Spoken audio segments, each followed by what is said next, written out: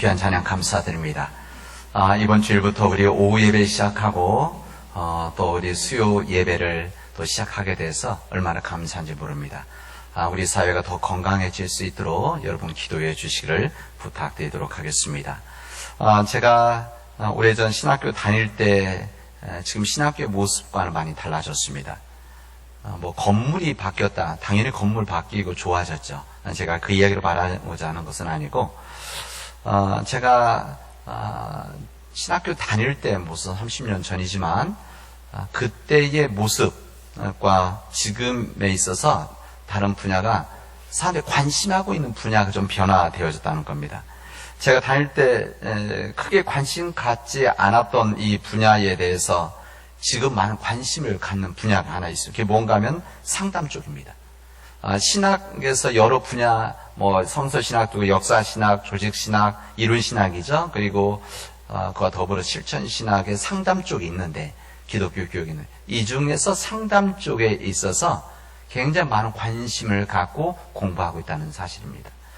예전에는 이것을 제 학부 다닐 때 교수님이 없었습니다. 그래서 강사님이 오셔서, 교수님 오셔서 강의를 하셨는데, 지금은 한 3분 정도 교수님이 계시더라고요. 그리고 대학원 과정에서도 더 보강이 되어진 것을 제가 볼 수가 있었습니다. 왜 이렇게 늘어났는가? 이것은 우리 교회와 우리 사회의 현상에 대한 반영이라고 할 수가 있습니다.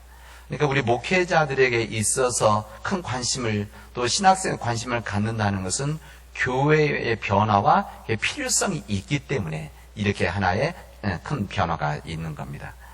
우리 삶에 있어서 경제가 좋아지고 삶의 환경이 굉장히 편리해지면서 생기는 여러 문제들이 있는데, 그 중에 문제가 하나는 삶의 관계가 약해지는 겁니다. 우리 전화기, 당장 이 전화기 때문에 옆에 있는 사람들을 대화보다는 그냥 개인적인 일들 하는 일이 많지 않습니까? 우리 밖에 우리 아이들 지금 없지만, 우리 아이들 모인 거 보면 아이들이 같이 노는 것보다는 자기 전화기 잡고 이렇게 하는 것이 훨씬 많았습니다. 이것은 하나의 우리 사람들 관계가 약해지고 있는 하나의 현상이다. 우리 아이들만 그런 것이 아니라 우리 성인들도 마찬가지입니다.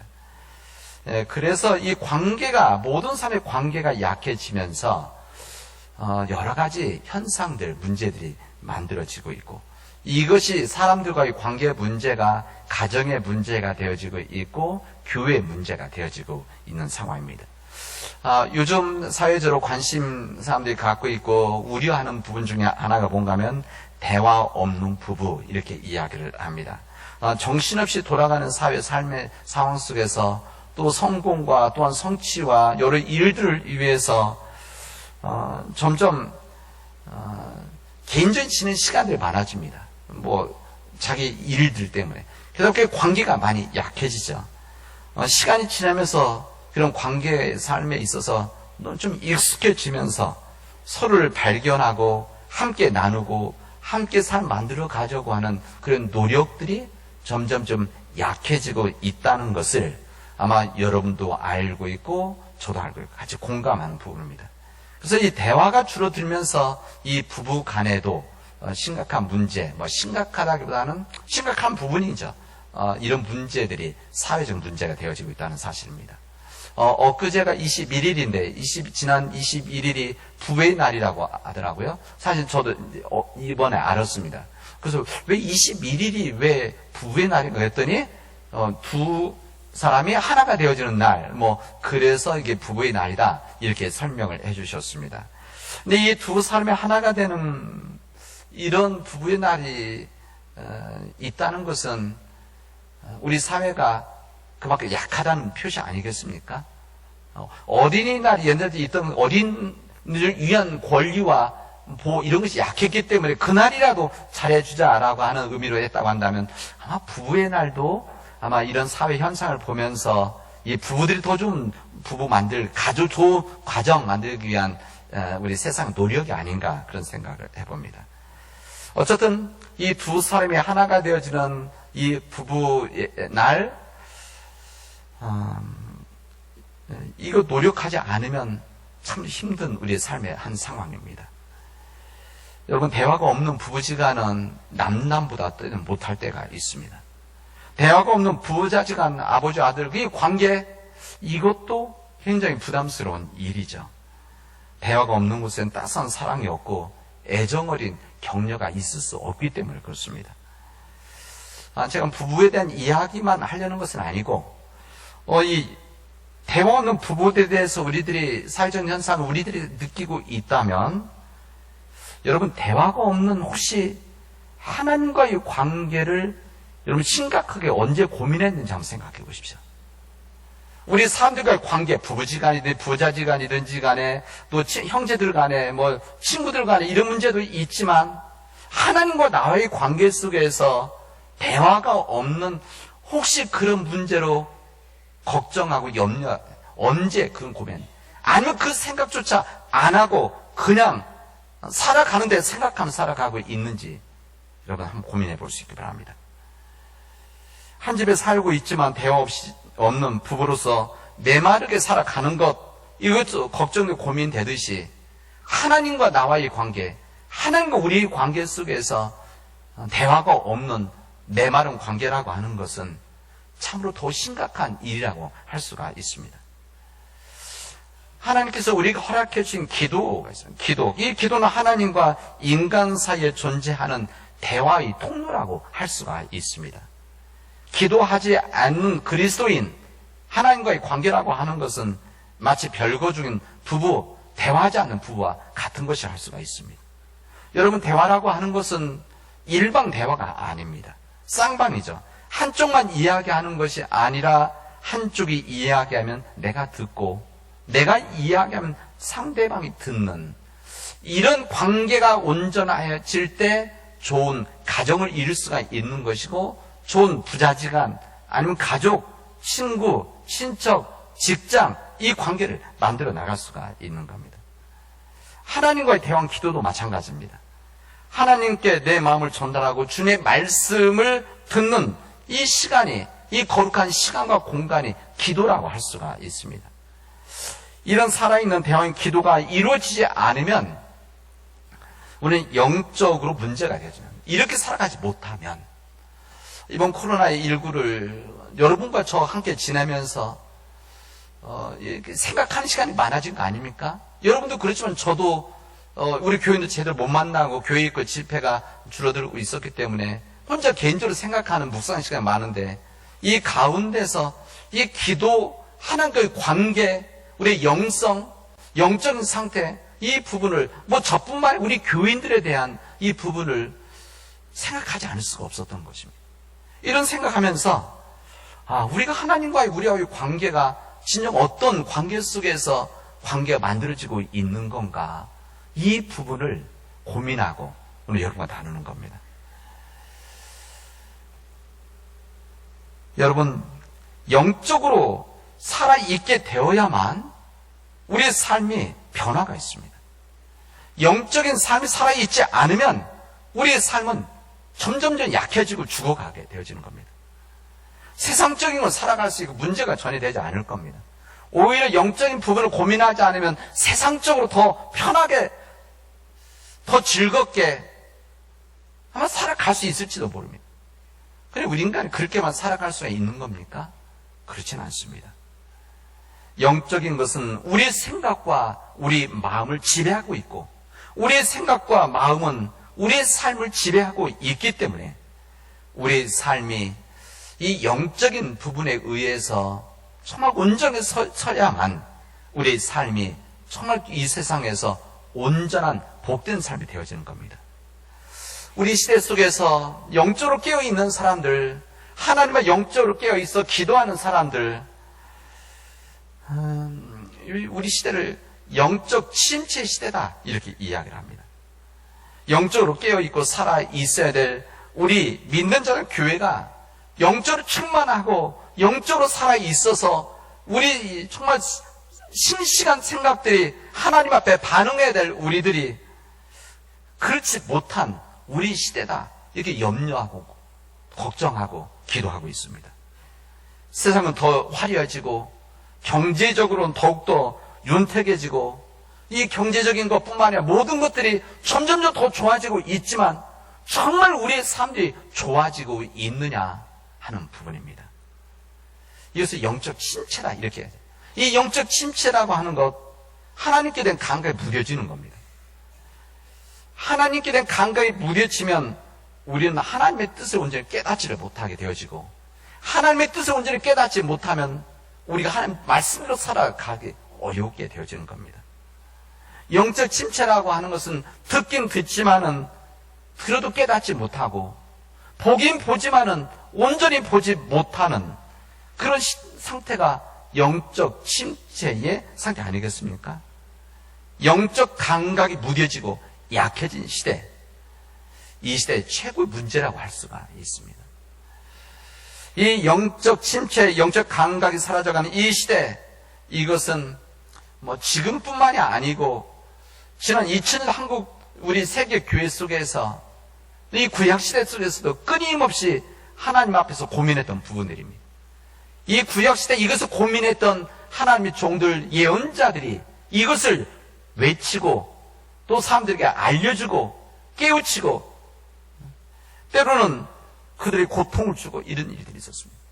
예수님의 제자들, 예수님의 말씀, 사도 바울이 영적 감각에 무뎌지는 것을 경계하고 경고하고 깨어있기를 원했던 겁니다.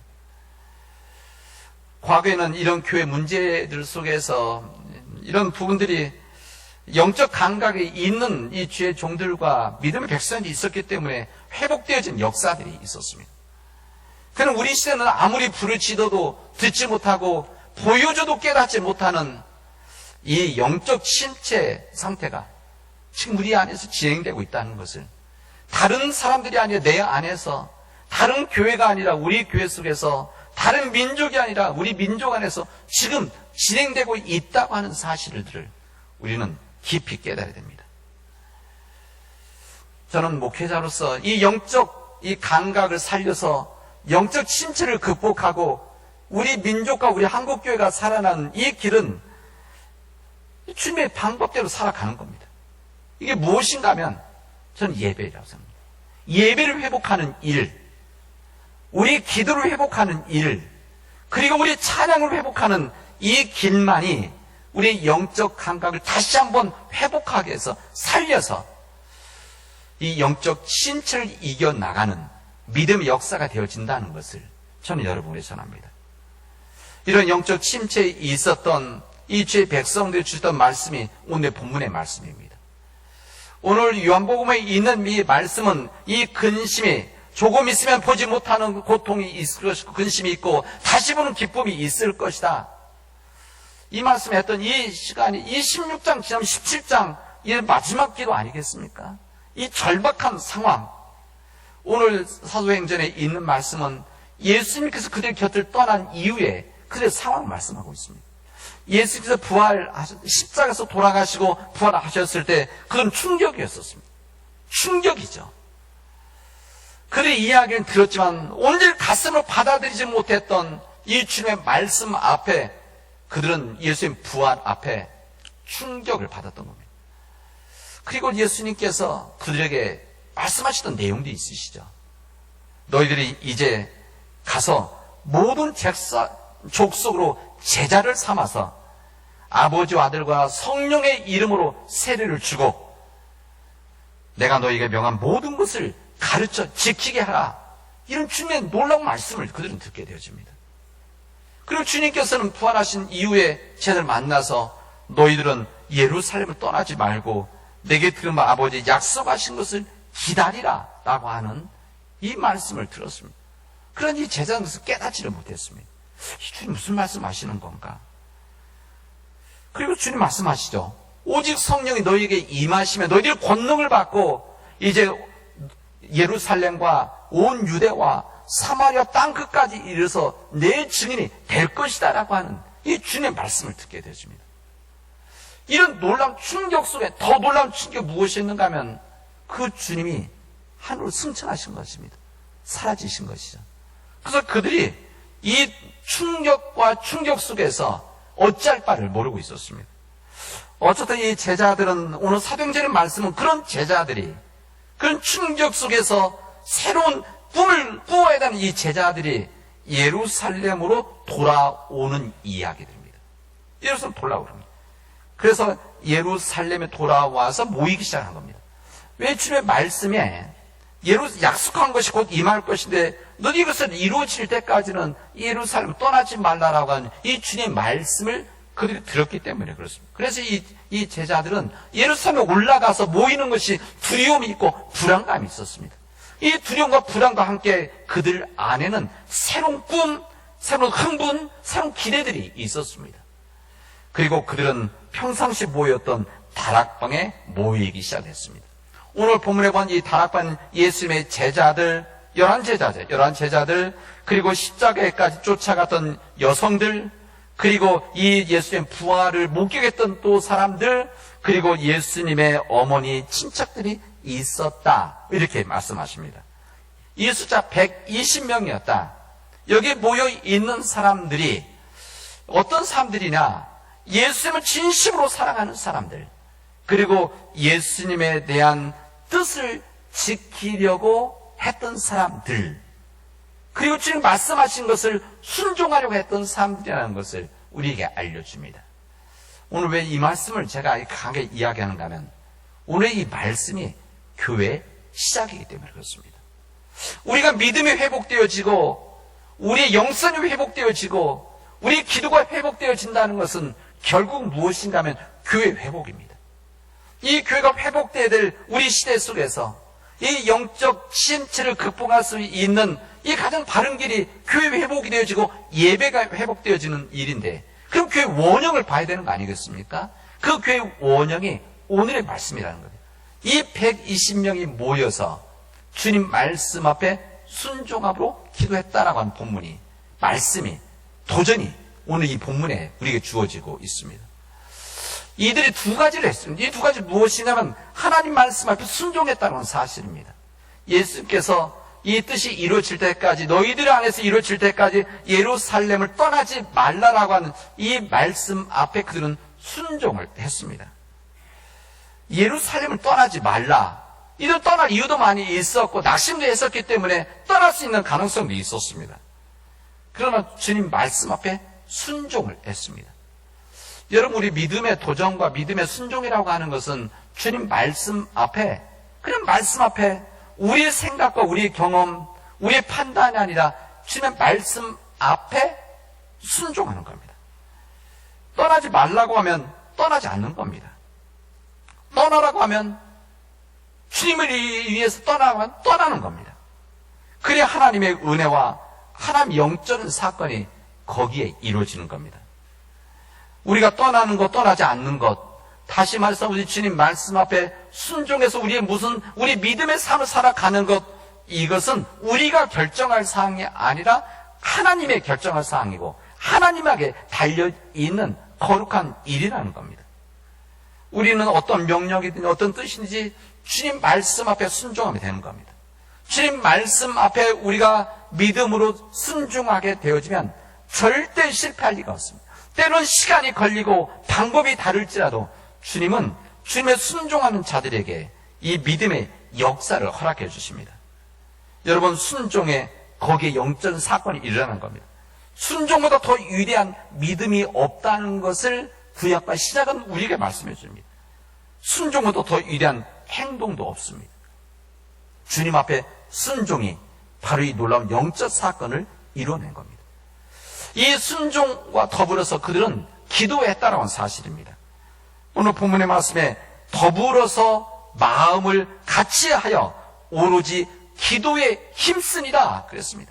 이게 바로 우리 교회의 시작이고 교회의 이 생명의 시작이 바로 여기에 있습니다. 더불어서 마음을 같이하여 오로지 기도에 힘쓰니라. 간절한 기도를 드렸다는 사실입니다. 하나님 앞에 간절한 기도, 여러분, 기도의 모임, 시간, 이것을 말하고자 하는 것이 아니라 하나님 앞에 간절히 기도에 힘썼다고 하는 것은 하나님, 내 뜻, 인간의 생각, 인간의 탐욕이 아니라 하나님의 뜻대로 우리가 살아가게 해주십시오. 주님 말씀하시면 우리가 순종하겠습니다. 우리 갈 길을 보여주십시오. 이 말씀을 성경은 그렇게 얘기합니다. 더불어서 마음을 같이 해서 오로지 기도에 힘썼더라. 이렇게 이야기를 하는 겁니다. 여기 모여 있는 사람 120명 모였다고 했는데 이들은 얼굴도 다를 뿐만 아니라 마음도 다르고 그들의 생각은 지향성은 달랐던 사람들이라는 것을 여러분 알지 않습니까? 그럼에도 불구하고 그들은 믿음 안에서 더불어서 마음을 같이 했기 때문에, 그리고 오로지 기도에 힘썼기 때문에 이곳에 놀라운 역사가 만들어졌다는 사실입니다. 사도행전, 우리 가지고 있는 사도행전은 단순히 책이 아니라 이 놀라운 역사의 증언이라고 할 수가 있어요. 이 사도행전의 놀라운 역사가 어떻게 이루어졌는가? 아주 단순하지만 강력한 말씀. 무엇이든 하나님의 뜻 앞에 순종했다는 것. 그리고 더불어서 마음을 같이 해서 오로지 기도에 힘썼더라. 이 두 가지 그들의 믿음의 역사가 사도행전을 만들어 갔다는 것을 우리에게 알려주시고 있습니다. 여러분, 성령님을 사모하십니까? 여러분, 하나님을 진정으로 사랑하십니까? 우리 구원자 되시는 예수 그리스도를 진심으로 믿으십니까?